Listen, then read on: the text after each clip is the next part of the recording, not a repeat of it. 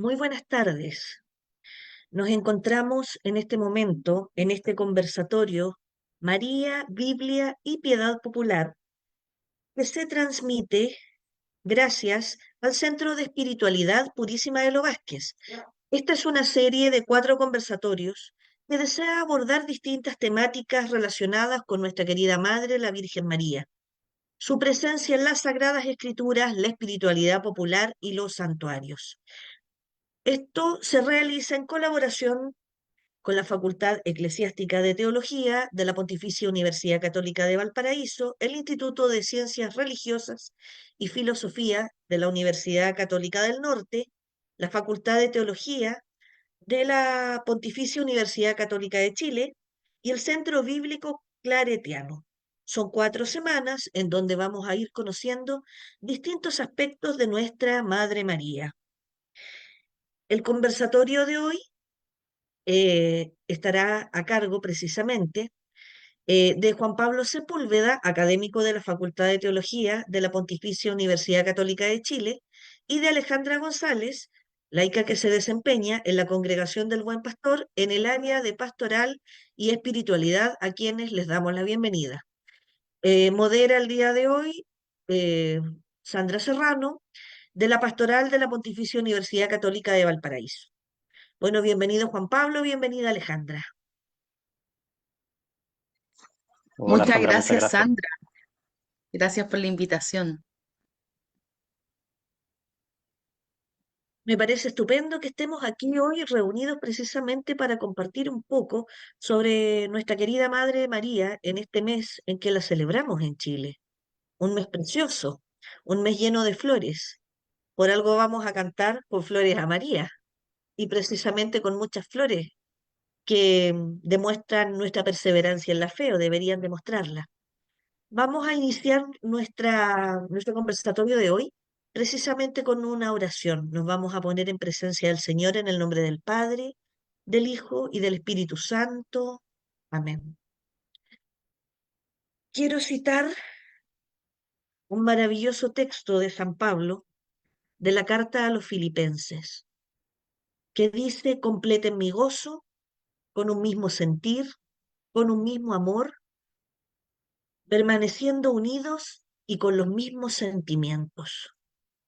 Sin duda, María es mujer de unidad, mujer que nos congrega, que nos une como hijos. Esto se refleja en la cantidad de fieles devotos en cada santuario mariano.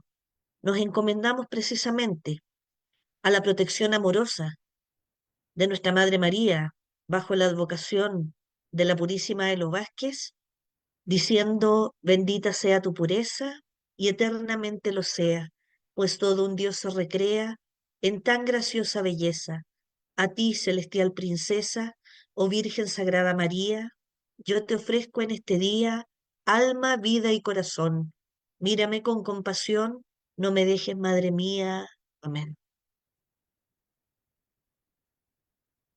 Bueno, importantísimo es que conozcamos de parte de nuestros invitados el día de hoy cuál es el tema que nos convoca. Bueno, muchas gracias Sandra. Con Alejandra hemos preparado una pequeña presentación que nos sirve de hilo conductor de lo que queremos de algún modo proponer en este conversatorio, que tiene que ver evidentemente con la presencia de María en el Nuevo Testamento. Entonces vamos a ir haciendo algún tipo de diálogo a partir justamente de ciertas propuestas que surgen de la lectura del mismo Nuevo Testamento en relación con la persona de María. Y con lo que queremos comenzar justamente tiene que ver con un proceso que es ascendente en relación con la profundización que hace el testimonio bíblico respecto de la figura de María y su papel, su importancia en lo que es la historia de la salvación. Si uno le hace caso a los estudiosos de la Biblia y ordena cronológicamente los textos del Nuevo Testamento, tendría que comenzar con las cartas de San Pablo. Y las referencias a María son bastante contextuales, muy modestas, podríamos decirlo así. Por ejemplo, una de las más importantes aparece en la carta a los Gálatas, donde ni siquiera se menciona su nombre, sino que a propósito de la persona de Jesucristo se dice que ha nacido de mujer.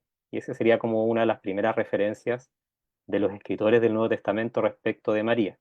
Evidentemente que hace alusión a lo que es su maternidad. Por lo tanto, como primera idea, fuerza que podemos presentar, es que el rol de María se destaca en función de la persona de Jesucristo.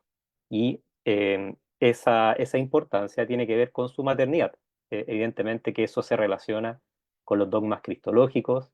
La presencia de María es garantía de la humanidad de Jesucristo, por lo tanto es referencia indirecta de su encarnación. Y sin duda que los dogmas marianos surgen a partir también de esta primera verdad. Entonces, esta referencia contextual, nacido de mujer, se va enriqueciendo a medida que también los mismos escritores del Nuevo Testamento van reflexionando respecto del misterio cristiano. Otra referencia importante aparece en el Evangelio de Marcos, que sería de los evangelios canónicos el primero que se escribe. Y en ese sentido también la referencia es bastante indirecta e incluso polémica. Un texto muy difícil de interpretar, que pone en problemas a los sacerdotes de la homilía, porque parece poner en contraposición lo que sería la familia cristiana respecto de la familia natural, la madre, los padres, los hermanos. eh, y justamente el texto lo que hace es eso. Muchas veces también se debate si es que se refiere a hermanos y hermanas de Jesús. Esa es la traducción que prefiere, por ejemplo, la Biblia de Jerusalén. Para algunos hermanos protestantes, esa es una evidencia de que María no habría sido virgen perpetuamente, sino que solamente el nacimiento de Cristo, pero sin entrar en polémica, porque el Nuevo Testamento y la Biblia en general no busca darnos información biográfica de Jesús, sino que es simplemente una palabra que de algún modo nos aliente y nos permita encontrarnos con su persona. El texto lo que hace es contraponer justamente dos familias. El texto pone un problema donde Jesús está hablando con sus discípulos y sus seguidores, y aparece la madre, los hermanos y las hermanas de Jesús, que lo vienen a buscar porque, dicen mucho más adelante el Evangelio de Marcos, lo consideraban como un loco. Entonces hay una especie como de conflicto dentro del núcleo familiar de Jesús a propósito de su liderazgo y su labor mesiánica. Y Jesús dice, bueno, mi padre, mis hermanos, son quienes cumplen la voluntad de Dios. De algún modo también haciendo referencia a los discípulos que están ahí presentes.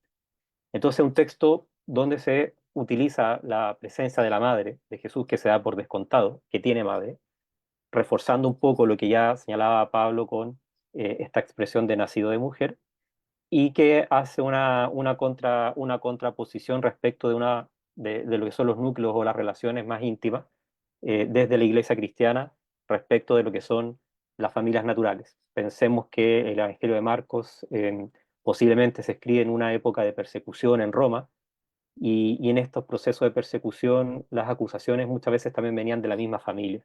Entonces hace sentido a la espiritualidad de la comunidad que recibe este Evangelio. Y luego ya llegamos a otros evangelios. Preferí el de Lucas, el de Mateo también puede ser un evangelio paralelo en este mismo proceso, donde se profundiza mucho más en su rol maternal, al punto que se incorporan relatos de la infancia, que Marcos, por ejemplo, no tiene. Y Lucas es muy importante porque ahí aparecen muchos textos icónicos respecto de María, como el Magnífica. Pero yo me quedo con esta frase simplemente, que es el saludo del ángel, donde se sostienen, por ejemplo, dogmas como el de la Inmaculada Concepción. Entonces, el saludo del ángel es muy potente y ya de algún modo consolida esta imagen de María, que involucra otras disposiciones que tienen que ver con su maternidad. Y una de ellas es el estar llena de gracia. Entonces, este saludo de llena de gracia, el Señor está contigo, va a representar ya una profundización de su rol maternal que va un poquito más allá de la mera referencia contextual a la persona de Jesús, y que también tiene que ver un poco con su identidad y con su rol en lo que es la historia de la salvación.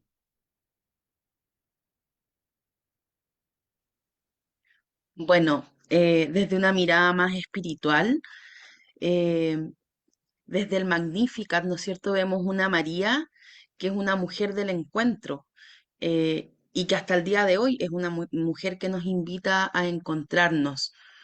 Cuando miramos el Magnificat, este canto, eh, tenemos que saber, ¿no es cierto?, que en la Sagrada Escritura varias veces las mujeres realizan cantos.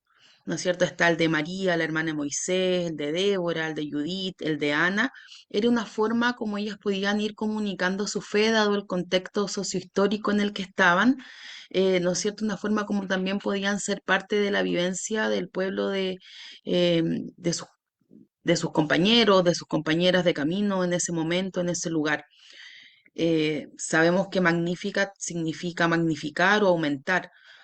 Y cuando miramos ella nos invita a aumentar el encuentro que ella tiene con el mismo Jesús. San Juan Eudes, un santo de 1600, que es padre espiritual de la congregación en la que yo trabajo, dice que María primero eh, engendró a Jesús en su corazón y luego en su vientre. Dice que para ella primero es desde ahí y por eso que él como doctor del culto litúrgico a los Sagrados Corazones nos habla de una María donde el corazón de María y el corazón de Jesús están íntimamente unidos. Cuando miramos este Magnificat como un espacio de encuentro, vemos que ella nos va resaltando algunos aspectos que están sobre todo asociados a la lectura de salvación del pueblo de Israel. Sí, ella cuando dice, eh, cuando habla de Israel, de lo excluido, seguramente ella va haciendo lecturas de textos que escuchó a lo largo de su vida, de su infancia, en distintos espacios donde ella fue creciendo. Nos muestra que una mujer que responde con un sí generoso, que escucha, una mujer que es escuchada, y una mujer que vemos que escucha, por ejemplo, eh, con atención en las bodas de Caná, vemos que escucha con atención lo que otros y otras van diciendo mientras acompaña a Jesús en su ministerio público. Em, y también nos invita a liderar o lidera en la revelación una nueva forma de ser, de estar, de descalzarse. Frente a la grandeza de Dios, ella se reconoce como humilde, ¿no es cierto? Y San Agustín también hace esta lectura muy similar a la de Juan Eudes, donde decimos que primero se encarnó en su espíritu, luego en su carne.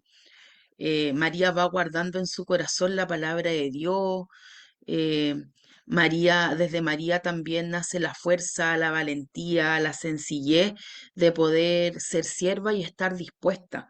Este cántico es un cántico que es precioso, que uno cuando reza vísperas, ¿no es cierto? Lo canta con mucha alegría en las tardes, pero que también nos invita a mirar una María que desde su rol de mujer va liderando también una forma nueva de seguir y de relacionarse con el Señor y también de invitar a otras y a otros. Cuando ella se encuentra con su prima Isabel y tienen el diálogo, cuando ella va al encuentro, ¿no es cierto? Lleva a Jesús también, ¿no es cierto? Lleva esta experiencia de primera cristiana que creyó en Jesús, ¿no es cierto? Y invita a otro. Y vamos a ir viendo dentro de una mirada más espiritual que María es una mujer que siempre está liderando espacios de seguimiento a Jesús, va liderando y acompañando la historia. Ella no lidera desde el mandato, sino que lidera desde la compañía. Va liderando desde la sencillez, desde una historia escuchada, desde una historia vivida, y lo vamos viendo en distintas partes. Eh, Ella abre, se dice, ¿no es cierto?, que en el Evangelio de Juan ella abre el ministerio público de Jesús con la boda de Canaán y luego lo cierra a los pies de la cruz.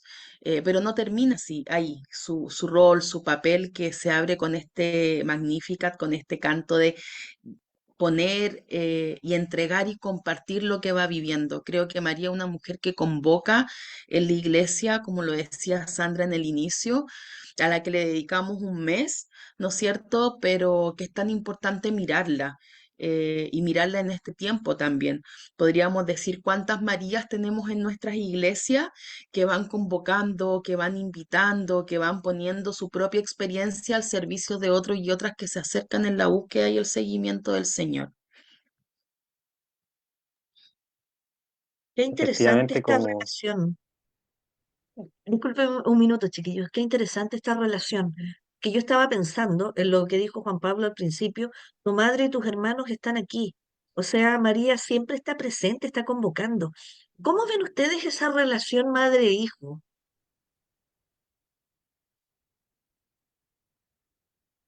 Ya, yo voy a decir algo y voy a decir como dice que uno trae agua a su molino. ¿No es cierto? Yo trabajo con la hermana del buen pastor, entonces la figura central para mí es la del pastor, que es la que vamos trabajando en distintos lugares y espacios, y sobre todo nuestra misión es la mujer vulnerada. Entonces yo al mirar a María, pienso en las mujeres de las cárceles, por ejemplo, donde estamos hoy día, que estas mujeres tienen una íntima relación con su hijo y con su hija. Cuando uno dice que una mujer cae presa, también cae presa su familia, porque ella finalmente tiene una relación de compañía y de crecimiento permanente. Yo creo que María va siendo como una pastora en Jesús. Cuando Jesús dice yo soy el buen pastor, que sabemos que hay referencia en el texto de los profetas, ¿no es cierto? Y podemos mirar para atrás que es parte de la fe del pueblo judío. Creo que María también va siendo esa figura, porque el pastor conoce, cuando conoce, conoce la historia, y cuando llama, te llama por tu nombre porque sabe quién eres en tu intimidad. Desde el corazón de María, yo creo que esta relación tiene que ver con una María que contempla, que acompaña, que en algún momento va adelante, quizá en momentos de la infancia, y luego va al lado. Nunca se pone detrás de Jesús. Yo siento que es una mujer que siempre está al lado y también va acompañando a los otros. Esa es mi lectura desde la espiritualidad que manejo y con la que trabajo también. Y yo concuerdo bastante con lo que señala Alejandra, tanto en la pregunta como en lo que presentó anteriormente, porque efectivamente Lucas ya señala que María va guardando algunos eventos de la vida de la infancia de Jesús en su corazón. Y esa comunicación del corazón no se reduce únicamente a lo que podría ser algo emotivo, tal vez para nuestra imagen de lo que sea el corazón en nuestra cultura, sino que en este entorno judeo-cristiano también tiene que ver con el centro de la persona, en su totalidad, por lo tanto involucra también el intelecto, la razón. Y en ese sentido es una apropiación contemplativa de lo que es el misterio de Jesucristo, hecho hombre, el Hijo que se encarna. Y en este sentido, claro, lo señaló Alejandra, el tema de, por ejemplo, las bodas de Caná, el Evangelio de Juan ya permite, y aquí lo enlazo con lo que continúa, ya permite seguir hablando de una profundización del rol de María. Efectivamente, yo no rescaté ese texto, sino que solamente utilicé la segunda parte que señalaba Alejandra cuando termina este Evangelio de Juan, casi un poquito antes del final, con María a los pies de la cruz y el símbolo que tiene, porque marca su liderazgo, como también lo señaló y lo remarcó Alejandra, dentro de la iglesia. Entonces, este discípulo amado que está a los pies de la cruz, que representa también a todo el discipulado de Jesucristo, que se mantiene fiel en ese momento, recibe a María como su madre y al mismo tiempo se pone también de algún modo subordinado a ella en una función de hijo. Vamos a ver que después en el tercer paso esto se profundiza mucho más y se puede incluso llegar a hacer una asociación entre María y la Iglesia. Un poquito también lo que nos propone la Lumen Gentium en el Vaticano II. Y efectivamente aquí ya vemos un paso en la reflexión del Nuevo Testamento respecto de lo que es la importancia de María para la Iglesia. Y se marca un liderazgo bastante importante. Primero en este texto, es un texto muy, muy clave, pero de un corte bastante simbólico, como sucede con el Evangelio de Juan, pero también, y como lo traté de representar un poquito con esa imagen del Greco, también María está presente en Hechos de los Apóstoles, que tiene una tradición distinta, lucana, y no juánica, que va en la misma dirección, donde los apóstoles están reunidos en torno también a María. Y esta imagen de Pentecostés con las llamas que aparecen sobre la cabeza de cada uno de los apóstoles, tienen en el centro a esta persona, a María, que de algún modo marca justamente este símbolo de unión también de la iglesia apostólica.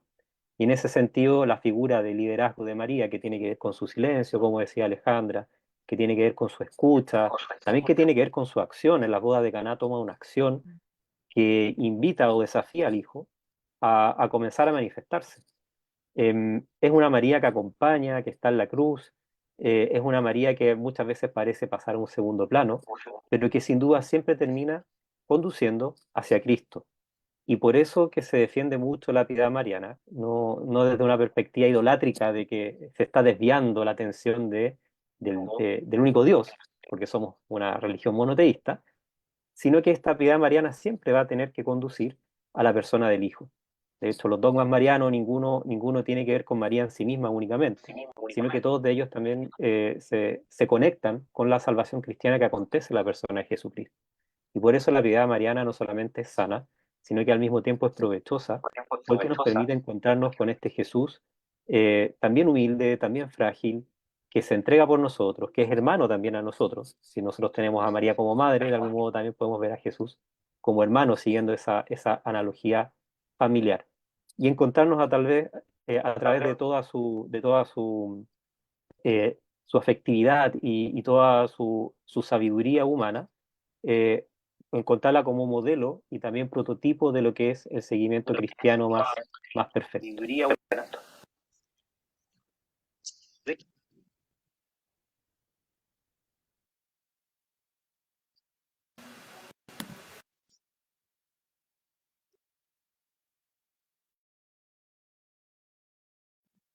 Bueno, al mirar a María en la primera comunidad cristiana, como recién nos decía Juan Pablo, ¿no es cierto? Al mirar los hechos de los apóstoles, la tradición de Lucas, quiero, quiero mirar específicamente como un zoom a dos versículos, ¿sí? De hecho, 1, 13, 14, que, que nos va hablando un poco de esta composición de la primera iglesia, de las primeras comunidades. Y se nombra primero a todos los apóstoles, eran Pedro, Juan, y los empieza a nombrar. Todos estos perseveraban en un mismo interés en la oración y luego dice junto a algunas mujeres y María y la nombra de manera individual. Dice la madre de Jesús y de sus hermanos. Entonces, al mirar esto, vamos viendo que en esta composición de la primera comunidad, nuevamente, ella está, ella acompaña y además se le nombra, se le individualiza. Y eso es súper importante en el texto, ¿no es cierto? Porque se ve como alguien que dentro de este seguimiento de Jesús, em, dentro de este grupo de apóstoles, de discípulos, ella si viene, es discípula de su hijo, ¿no es cierto? También tiene una relación especial, particular y se le reconoce. Yo quise poner esta imagen como de las catacumbas, porque era el lugar donde se iban reuniendo. Si bien el texto dice que suben al segundo piso, ¿no es cierto? Y se habla de otra estructura, eh, vamos viendo que en estos lugares de repente más oscuros, en lugares donde según la cultura las mujeres no tenían espacio, ya se abren, ¿no es cierto? Sabemos que en textos más adelante también las mujeres van teniendo otro rol en las primeras comunidades cristianas. María tiene esta experiencia del espíritu personal, ¿no es cierto? En el momento de la encarnación, pero aquí pasa a un momento que es comunitario. Y eso es precioso porque finalmente ella va siendo una compañera de camino, como muchas veces se les dice, ¿no es cierto? Y se pasa de lo individual a lo comunitario y esta experiencia se va universalizando, se va compartiendo.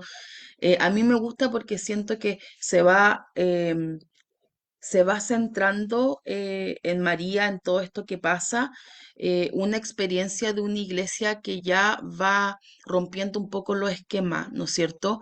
Y que también es una iglesia que se va conformando en torno a las experiencias personales también. Creo que ahí ninguno es más que otro, sino que todos también van evangelizando desde lo que experienciaron con Jesús. Eh, entonces, hasta en esta muerte y resurrección de Jesús, nace la iglesia y esta experiencia, ¿no es cierto?, nos invita también hoy día. O sea, yo pensaba y decía, ¿cómo está María del Nuevo Testamento? Hoy día también la vamos viendo. Cuando iba leyendo, yo, ¿no es cierto? Y le mandé allá a Juan Pablo, dije como, busqué hartas cosas y te mando como lo que encontré. Y iba mirando como siempre la mirada es hacia una mujer que, que convoca, hacia una mujer que expande, hacia una mujer que invita, hacia una mujer que se va haciendo esencialmente comunitaria y creo que la vemos en todo el Evangelio, luego la vemos en los textos de los Hechos de los Apóstoles también. em, ¿No es cierto? Y esta fuerza y este espíritu que la acompaña a ella, eh, y que en un momento le dio la fuerza para poder decir sí, encarnar al Hijo, hoy día también le da fuerza para poder decir, a pesar de las persecuciones, a pesar de todo lo que estamos viviendo y lo que vamos a vivir, ¿no es cierto? Nuevamente abro el corazón y abro mi matriz para que este nuevo nacimiento de estos creyentes, de esta comunidad, se fortalezca. Y aquí todos somos parte. Entonces yo miraba cómo desde este espacio oscuro de las catacumbas, de lo escondido, también va surgiendo la luz y va surgiendo la novedad desde todos, pero con ella. ¿Sí? No es como un todo, sino que desde su individualidad, pero sin estar aparte, sino que estar en conjunto con. O sea, así como primer testigo del camino de Jesús, también es la primera hermana, quizá en la iglesia, y ahí está María siempre acompañando hasta el día de hoy. ¿Sí?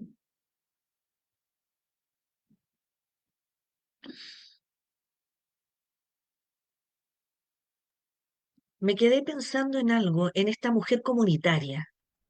Y la realidad es que estaba pensando en que María es una mujer como que interpreta esta kenosis de la que hablábamos al principio con nuestra oración.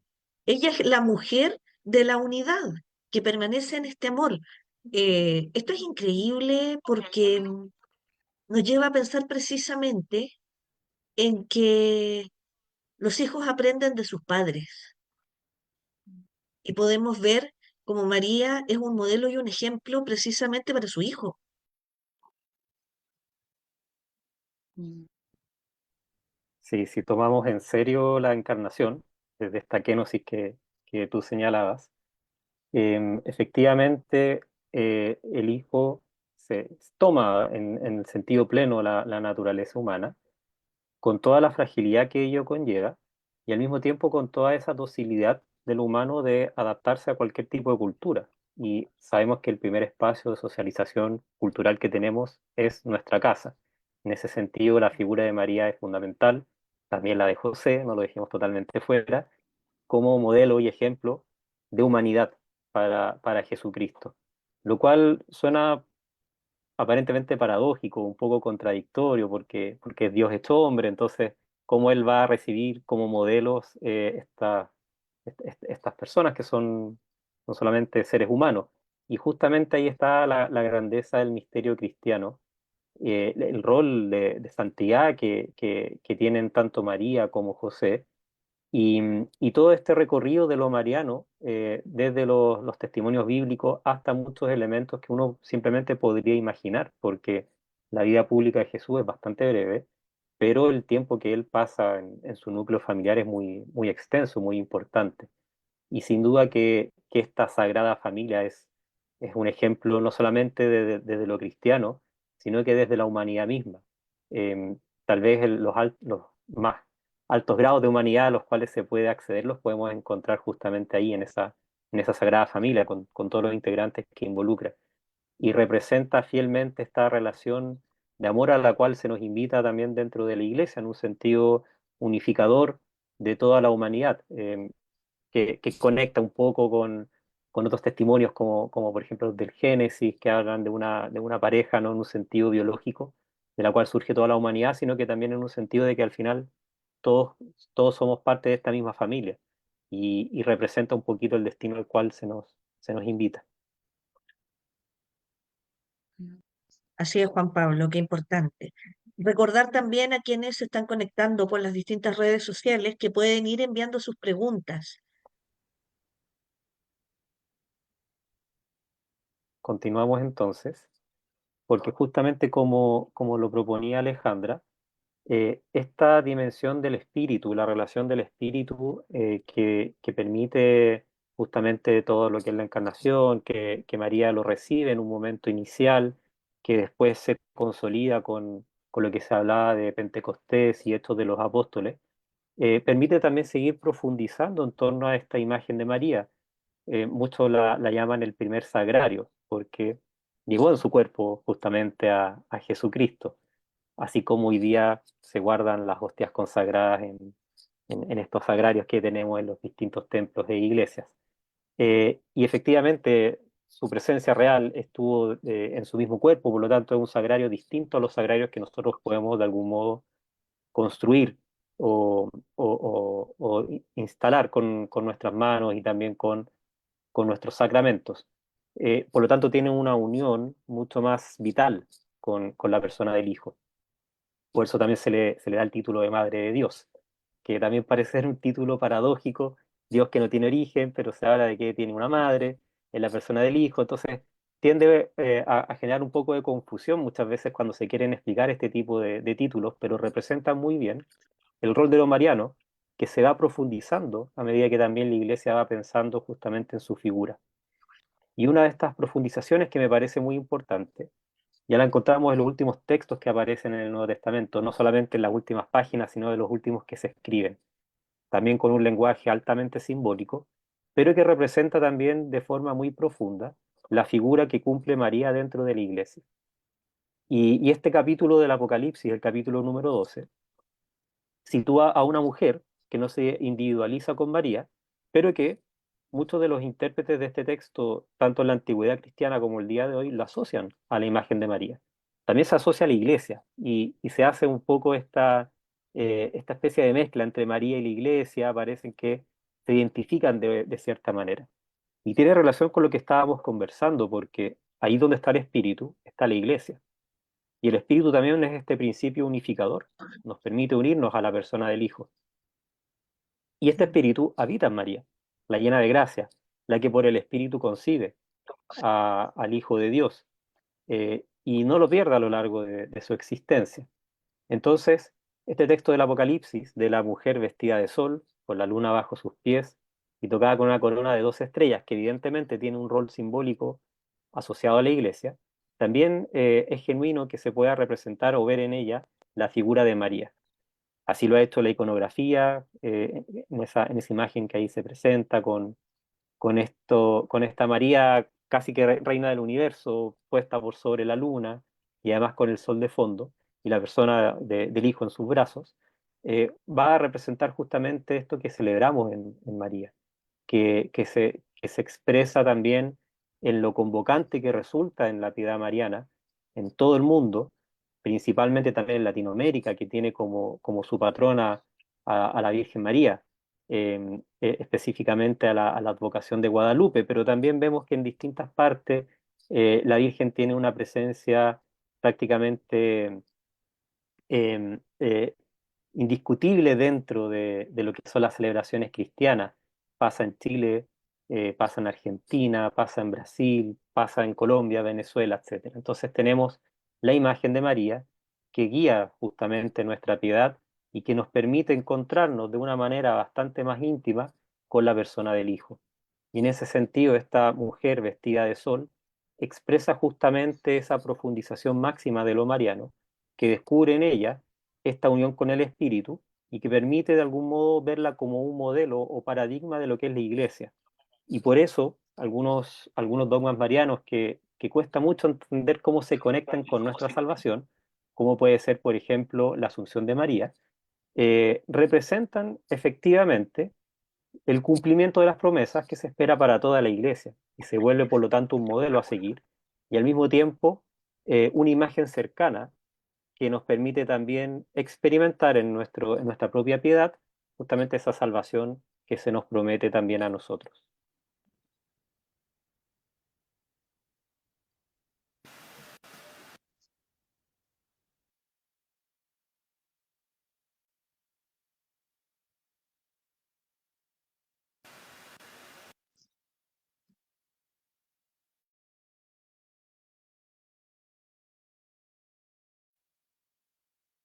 No, si miramos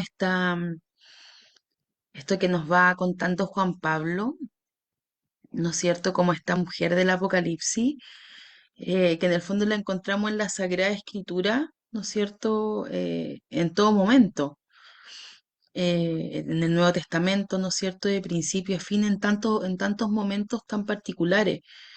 Eh, cuando acompaña a Jesús, cuando el niño se pierde en el templo, ¿no es cierto? Vamos viendo, como hemos dicho, la boda de Caná, como decía Juan Pablo, cuando le dice aquí están tu madre y tu hermano, y así tantas otras veces que vamos encontrando a Jesús, a María, perdón, a los pies de la cruz, cuando se dice que ella estuvo en la última cena, en algunos textos que lo interpretan, vamos mirando todo esto, nos vamos dando cuenta que María en el Nuevo Testamento tiene tantas apariciones que muchas veces pueden pasar tan desapercibidas, sin embargo van jaloneando de alguna manera eh, acciones o la interacción entre Jesús y los discípulos quienes los van siguiendo y en la piedad popular. También, como nos decía Juan Pablo, ¿no es cierto? Tenemos esta María que en cada país tiene una advocación diferente eh, y hacia donde todos nos invitan a mirar de alguna manera y la iglesia también le da tanto espacio, ¿no es cierto? A María en nuestra vivencia diaria, en nuestra vivencia como pueblo. eh, y en la piedad popular es precioso, yo les voy a contar que yo creo que ninguno de nosotros no hemos sido evangelizados por alguien a través de María. ¿No es cierto? Cuando se nos enseña nuestros abuelitos, nuestros catequistas, nuestros distintos espacios de iglesia, donde esta figura justamente la que nos va hablando y que muchas veces, como decía Juan Pablo, desde es una figura que a veces nos cuesta entenderlo, vincularla, por ejemplo, desde los dogmas. Sin embargo, cuando vamos como mirando el dogma en profundidad, vamos viendo que es un dogma que la configura ella, obviamente, bajo en su relación con Jesús, pero también que la va configurando como una mujer que es tan creyente, ¿cierto? Una mujer que creyó toda su vida, como dice von Baltasar, y es una mujer que nos va invitando a ir creyendo también, a ir creyendo cuando vemos que hay vacío, cuando vemos que hay necesidad, eh, ¿no es cierto? Como ella lo vivió, cuando vemos que hay un conflicto, ¿no es cierto? Y María está ahí firme, cuando uno dice la mujer que está firme de pie junto a la cruz, ¿no es cierto? Cuando nos sentimos personas que estamos eh, muchas veces a la deriva y ella va siendo un modelo hacia el cual mirar, ¿no es cierto? Y si por María se arraiga en el sensu fidei fidelium, ¿no es cierto? Nos va hablando de una María que las personas la van reconociendo. Si miramos nuestros santuarios de piedad popular, si miramos, por ejemplo, lo que pasa el 8 de diciembre con la peregrinación, si vamos viendo estas personas que siguen por fe, eh, ¿qué tan distinto es aquellas personas que van siguiendo a Jesús porque les dijeron que Él hacía milagro, porque les dijeron que Él, ¿no es cierto? Entonces van detrás como siguiendo y van escuchando y van aprendiendo y cuando miramos también la piedad y la fe de nuestro pueblo arraigado en la figura de María también, ¿no es cierto? Me dijeron que al vecino le cumplió un milagro, entonces yo también quiero, o entonces voy a ir cada cierto tiempo, o las personas que pasan por el santuario hacia Santiago de ida o de vuelta que paran, ¿no es cierto? Entonces vas viendo como un boca a boca se va convirtiendo finalmente en la vida de la iglesia que se va compartiendo, porque sabemos que la fe, ¿no es cierto?, se va conociendo y la evangelización finalmente es por contacto entre otros y otras. Eh, Así como María, como desde su figura de Madre de Dios, María del Carmen, María que está en la iglesia, una María que nos engendra, la María que nos cuida, los distintos rostros que les vamos poniendo a María, nos llevan finalmente a la experiencia que ella tiene con el Hijo.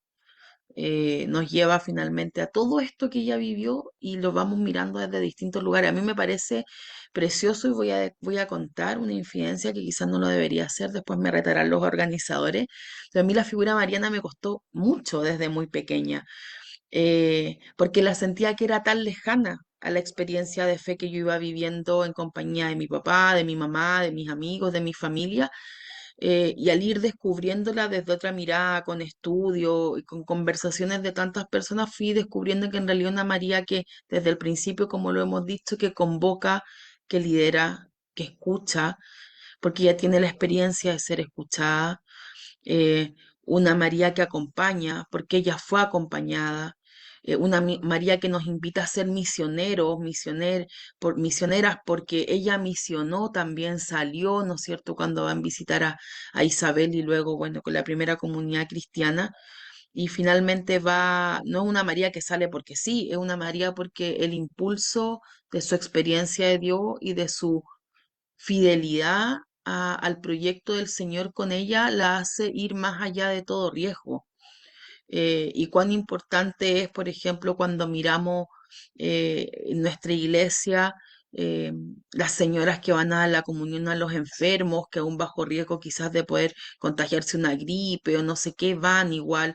Los hermanos cuasimodistas, ¿no es cierto?, que acompañan a los adultos mayores, cuando vamos mirando a estas personas que van a misionar a lugares más lejanos y también más cercanos, cuando vemos a alguien que va a visitar al vecino que está solo, que ayuda o acompaña a quien, a una abuelita, ¿no es cierto?, en el consultorio o la acompaña haciendo un trámite. Es también esa figura que desde el cristianismo lo podemos leer también como mirar la experiencia de María también reflejada en nosotros y con las personas con las que compartimos nuestra experiencia de fe en la iglesia. Es una María, la María encarnada, así como el Jesús, ¿no es cierto?, encarnado, eh, que lo vamos encontrando en cada lugar y en cada rincón. Una lectura tan latinoamericana, ¿no es cierto? Gustavo Gutiérrez tiene largo, largo trayecto ahí entre sus libros que nos van mirando cómo esta experiencia es una experiencia compartida. Me encanta esa reflexión, lo digo con mucha sinceridad.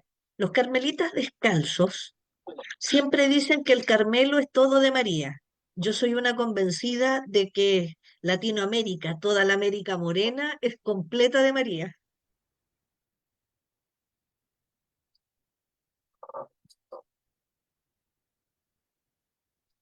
Y bueno, efectivamente, como señalaba Sandra, toda Latinoamérica es completamente María. Y parece que hay algunas preguntas bien interesantes, según vi por ahí, Sandra, no sé si la quieres presentar. Sí, Ángela María pregunta, ¿cómo explicar, por favor, la virginidad de María, su pureza? ¿Cómo explicarlo en términos sencillos para los demás? Yo puedo intentar hacer algo, no sé si tan sencillo, pero puedo intentar hacer algo. ¿Cuál es el nombre de la persona que preguntó? No lo escuché bien. Ángela María, Ángela María. Muchas gracias. Lindo nombre porque junta el ángel, María y, bueno, lo que hemos ido conversando. Muchas gracias, Ángela María, por esa pregunta, que es una tremenda pregunta. ¿No es? Las preguntas sencillas a veces son las más complejas para poder abordar. Eh, yo pienso que primero hay que partir por cuál es el sentido de su virginidad. Ese sería como el primer paso. Y María es virgen a causa del origen de Jesús. Jesús, Jesucristo, eh, la persona del Hijo de la Trinidad, que tiene dos naturalezas, la naturaleza divina y la naturaleza humana. El origen de Jesús tiene que ver justamente con eso, con esta doble naturaleza. Entonces, que no exista el concurso de un padre, de un varón, de José en este caso, asegura justamente esa condición. De lo contrario, Jesús sería tal cual como otros profetas del Antiguo Testamento o personas jueces del Antiguo Testamento que también nacen en condiciones milagrosas porque los padres son estériles o uno de los dos son estériles. Entonces, ese es como el primer elemento que tiene relación principalmente con la persona de Jesucristo. El segundo elemento que también creo yo que es de importancia tiene que ver un poco con el rol de María, que se va reflexionando también con el tiempo en la iglesia. Porque en el pueblo de Israel se estaba esperando el Mesías prometido. Y en ese sentido, tener hijos era positivo, porque el Mesías tenía que surgir justamente de los descendientes de Abraham. Entonces, mientras más hijos se tenía, mayor bendición había y mayores probabilidades existía de que ahí surgiera justamente este Mesías esperado. En ese sentido, la esterilidad era un estigma, era una marca social. Era malo ser estéril, no poder engendrar hijos, justamente porque se ponía una especie de obstáculo respecto del nacimiento de este Mesías. Y de María se dice, lo dice el Evangelio de Mateo, que es virgen, que lo que podría resultar una obviedad porque no tenía hijos hasta ese minuto. También acá siempre está asociada la relación sexual con la procreación, no están separadas como puede ocurrir tal vez en nuestra cultura. Y en ese sentido, pareciera ser un dato ocioso, a menos que se pudiera interpretar como una especie de consagración de María justamente a Dios, una especie de opción por la virginidad. Algo que hoy día se ve, pero que en esa cultura es completamente una locura, es algo absurdo. Entonces, si queremos ver o resaltar la imagen de María como una líder, es una líder muy subversiva en torno a lo que es su contexto cultural. Hoy día tal vez la virginidad no se ve como una subversión, sino que se ve como una sumisión, pero tiene que ver también con nuestros códigos culturales que evidentemente no son los mismos. Pero María era desafiante en ese sentido. Y está esta vocación de ella de consagrarse completamente a Dios. Y aún así, pese a esa opción, el ángel se hace presente, le anuncia el nacimiento de quién va a ser Jesucristo, y ella de algún modo da el sí, da esa aceptación también a abrirse a esa maternidad sin entender plenamente cómo va a acontecer eso. Porque ella le dice, pero no conozco varón, o sea, ¿esto cómo es posible? Y se produce, se realiza justamente ese nacimiento virginal.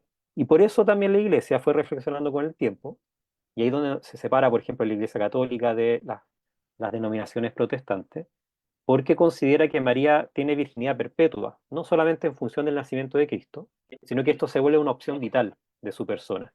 Y por eso mantiene esa virginidad, no solamente por el nacimiento de Jesucristo con un origen divino, sino que también en función de lo que significa su persona y su entrega completa justamente a esta relación íntima con Dios, que se expresa en su maternidad, pero también se expresa en el discipulado. María también es discípula de Jesús, está también a la escucha, está en el seguimiento, a veces sigue de lejos, no roba protagonismo, digámoslo así. Eh, Invita también al hijo a actuar, como ocurre en la boda de Caná, etcétera, etcétera. Entonces también esta dimensión de su virginidad tiene que ver con su propia identidad, algo que pasa con la persona Jesucristo, que se le incorpora al nombre el término Cristo, su nombre es Jesús, y se le incorpora justamente su dimensión sacrificial, Jesucristo.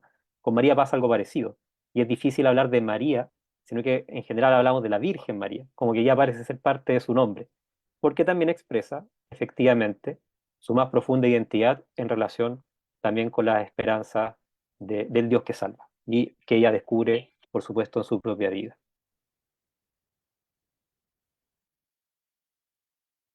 Sí, recordar también que este dogma de virginidad tiene una construcción histórico y teológica, ¿no es cierto? Y que cuando el profeta dice que María, ¿no es cierto?, cuando usa el término es joven doncella, ¿no es cierto?, que dice que el Mesías va a venir de una joven doncella con este término almaj, y que ya luego al tener posteriores traducciones, ¿no es cierto?, también del griego al latín, y etcétera, también se va tomando este nombre de Virgo, ¿no es cierto?, de Virgen, y como decía Juan Pablo, tiene que ver con la propia identidad de ella, sin duda una María muy subversiva, si hacemos otra lectura de ella, madre mía, qué mujer, pero también es una mujer que desafía la cultura o que desafía lo esperado por cumplir al Señor.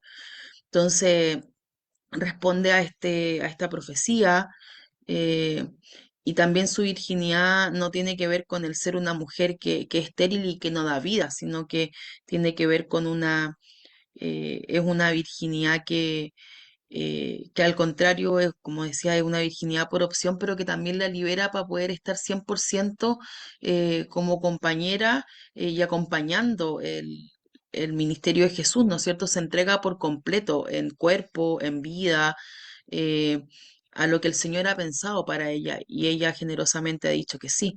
Entonces creo que responde a un pasado, responde a su opción y también responde a un futuro como una invitación.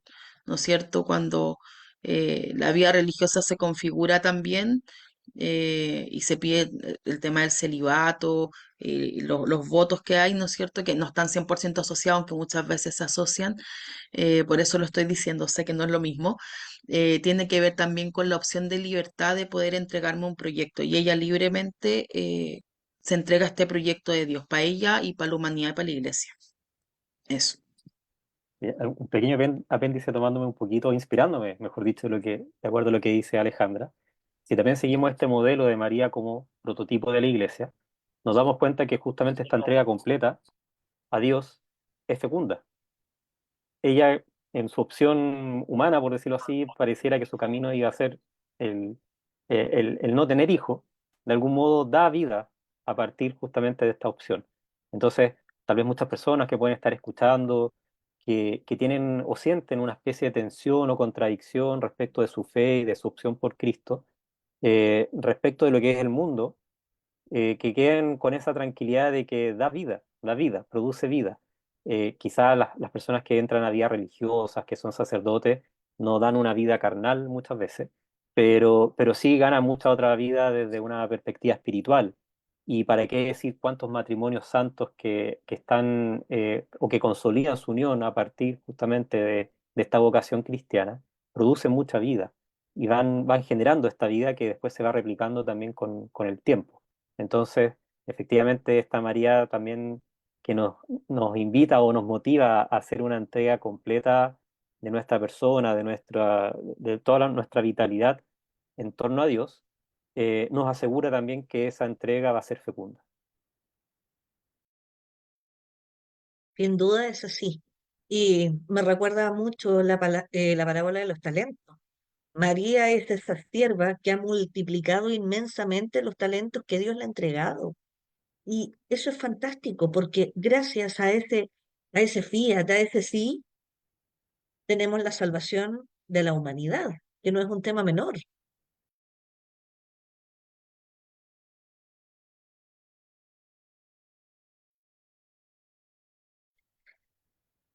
Hasta el momento no tenemos más preguntas, pero yo creo que tenemos que ir ya poco a poco despidiéndonos de este tema tan interesante en donde hemos hablado de María, darles unos últimos minutos a nuestros expositores del día de hoy, a Alejandra, a Juan Pablo. Alejandra, por favor. Gracias, Juan Pablo. Sí, solamente una invitación a todo lo que hemos ido, bueno, mirando, ¿no es cierto? Y a poder acercarse a la figura de la madre em, desde lo que va generando, ¿no es cierto? Como mirar lo que María va provocando a nuestro alrededor, lo que va provocando incluso en personas no creyentes, ¿no es cierto? Que la van siguiendo, que acuden por fe, por tradición quizás de su familia, pero también eso es una forma de evangelizar. Yo digo, el Señor actúa de manera misteriosa y de poder también acercarnos a las figuras de las Marías de nuestra vida, de las mujeres que han sido valientes cercanas a nosotros, de las mujeres que nos han llevado más allá, de las mujeres que han donado su vida. Y es cosa de acercarnos un poquitito a la iglesia nomás, ¿no es cierto? Y ir mirando cómo estas mujeres hoy día están abriendo los templos, están prendiendo las velas, están catequizando. Y sin duda el ejemplo de María se va replicando. Y es una María que que convocó en el Nuevo Testamento y que nos va a seguir convocando, sin duda.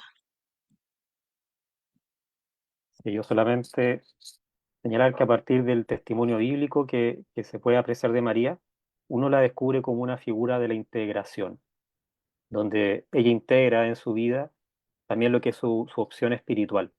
Y bueno, su maternidad en función del hijo claramente refleja eso de una manera bastante plena. Y en ese sentido, creo yo que todos los que tenemos algún tipo de piedad mariana, tenemos que ir guardando justamente estas cosas en nuestros corazones y tratar de profundizarla de modo de aspirar siempre a poder integrar cada vez más nuestra opción creyente también con nuestra propia vida, con todos los elementos que nos rodean en nuestra cotidianidad. Entonces, que que no se quede solo en un momento del día o tal vez en alguna festividad específica en la cual nosotros acudimos a algún santuario mariano, sino que también se haga vida, se haga carne en cada una de nuestras decisiones y acciones en nuestro día a día.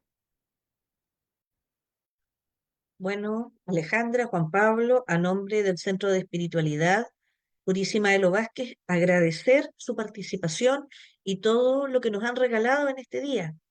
Y también dejar invitados a todos aquellos que nos acompañaron hoy para el miércoles 20 de noviembre a este segundo conversatorio, Expresiones colectivas en la Biblia como desafíos a la religiosidad popular, que va a estar encabezado por Jaime Michea, del Centro Bíblico Claretiano de América, y Teresa Garrido, de la Diócesis de Calama.